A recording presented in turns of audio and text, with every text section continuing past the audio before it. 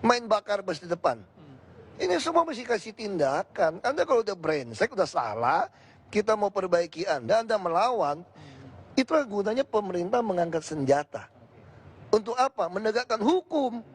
Kalau tidak, negara ini jadi rusak, bukan negara. Kalau Anda mau bernegara, mesti berkonstitusi. Ini jelas aturannya. Tapi kalau sewenang-wenang memukul rakyat, membunuh rakyat, kamu biadab.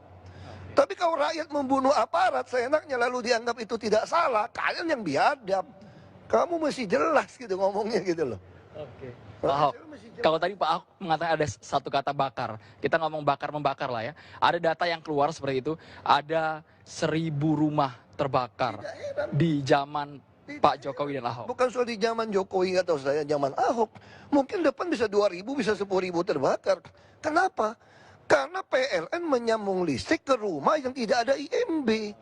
Kamu bisa bayangkan nggak kalau instalasi di dalam itu diserahkan kepada pemilik rumah, bukan tanggung jawab PLN. Tapi seyogianya PLN juga tidak bisa menyambungkan listrik ke rumah-rumah yang gubuk-gubuk, triplek-triplek, yang tidak ada IMB. Bukannya tidak ada IMB, itu di tanah negara, di tanah orang. Lalu kok kebakaran disewa-sewakan kiosnya 250.000, 350.000. Sambungan kabel dicolok-colok. Sekarang lihat satu rumah, pasti punya kulkas, minimal punya dispenser, punya TV, minimal cas handphone. Handphone suami istri bisa 2 atau 3. Kalau satu colokan dia cas, kebakaran nggak? Kebakaran. Itu yang masalah.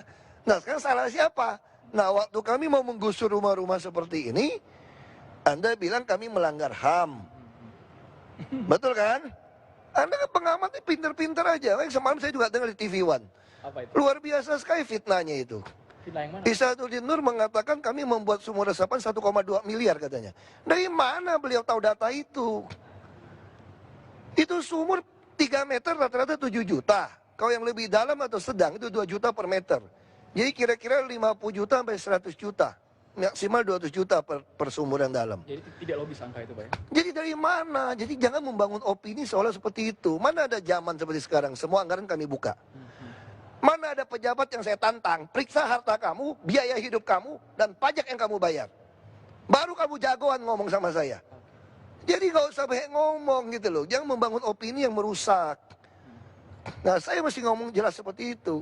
Kalau kebakaran sekarang gimana cara nyetop PLN? Kami kantor di Merdeka Selatan, sudah disuruhin surat. PLN mengatakan selama orang mengajukan permintaan ya kami kasih. Kalau soal kebakaran bukan wilayah kami, ya sekarang gimana? Nah kami cuma mengantisipasi, sekarang mau air, mau ngambil air kebakaran, mau cegah kebakaran supaya tidak meluas. Semua jalan inspeksi sungai didudukin, sungai pun didudukin. Gimana kita mau menggali sungai? Waktu kita menggaruk orang keluar dari jalan inspeksi 7,5 meter, kamu katakan melanggar HAM. Maka kita kejar membuat rumah susun. Membuat rumah susun supaya kamu tinggal di rumah susun. Itu pun menolak. Mengatakan minta ganti 3 juta. Makanya saya bilang, nenek lu punya tanah apa? Tapi kan rumah susun juga butuh waktu kan. Itu persoalan kita di situ. Kita berusaha pindahkan orang, kasih kulkas, kasih apa, dia bilang melanggar HAM. Jadi kita ini udah nggak jelas, yang kamu bela siapa? Jadi saya bilang pengamat-pengamat silakan kritik, kami terima, tapi yang masuk akal gitu loh. Yang ada datanya seperti itu Pak Ahok ya? Ya kan bilang tuduh kami sumur resapan 1,2 miliar. Ya tangkap aja kok itu korupsi. Kita udah buka anggaran dari mana? Jadi jangan membangun opini yang seolah-olah hebat gitu loh. Kita ada data.